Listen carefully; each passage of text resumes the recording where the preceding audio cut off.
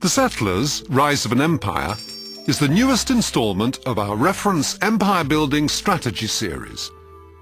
The player creates bustling cities in a medieval world in which everything is visible, lovingly animated and highly detailed. All settlers have their own daily lives and they interact naturally with each other. Thanks to this great combination of accessible gameplay and stunning graphics, the Settlers ROAE will be the best settlers ever made. Welcome to the Settlers: Rise of an Empire. The created world in the game feels real in many ways. The highly detailed flora and fauna will make you feel as though you're playing in a real living world, and not just a static, artificial board game. The final goal of every map played in Settlers is to build up big, bustling medieval cities. In the new Settlers, you build real cities with a marketplace, storehouse and church in the center, and a castle nearby.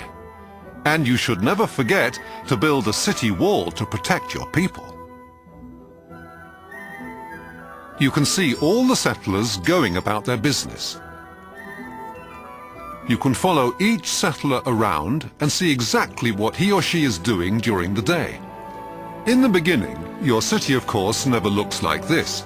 You have to start from scratch, like here.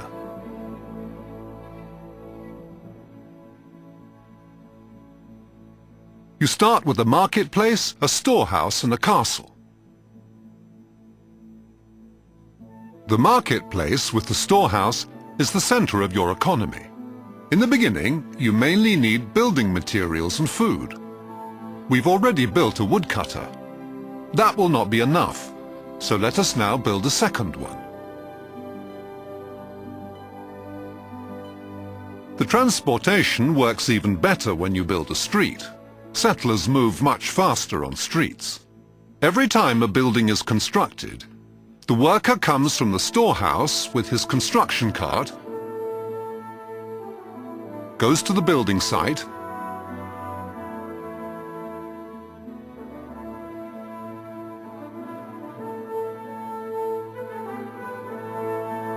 constructs the building,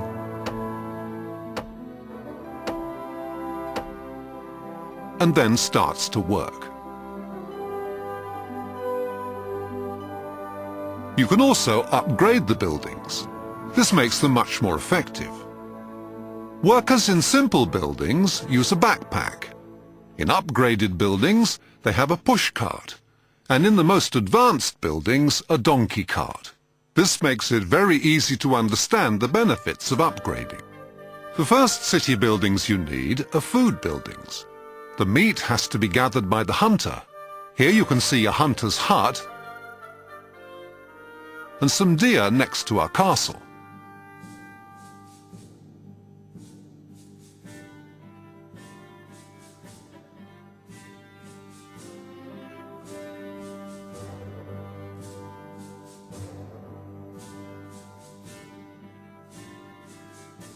Here, we see a butcher working on the meat that was delivered by the hunter. People will go to this building to get food.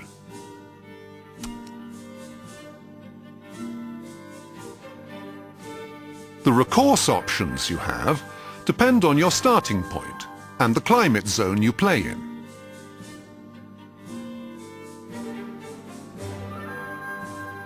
Here you can also build a farm and fields.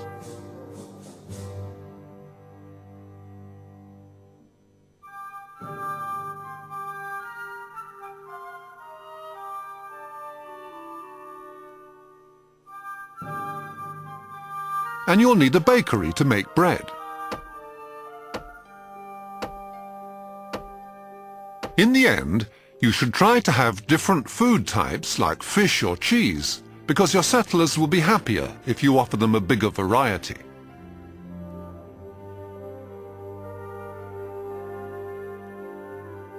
City buildings can also be upgraded twice.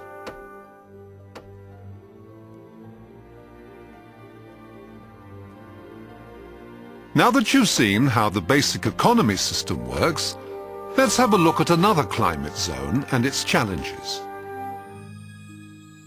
This is the Northern Climate Zone, which represents the coldest of our 4 climates, and will be a new challenge for the player. Here you will find fjords and glaciers. There will always be some snow on the ground, and the winter will be long and severe. This is easily seen, looking for example at these ice cliffs. In the winter, the rivers freeze over and snow covers the ground. That makes farming impossible and fishing a lot harder. To manage your economy well also means to understand how the seasons interfere with it in the different climate zones.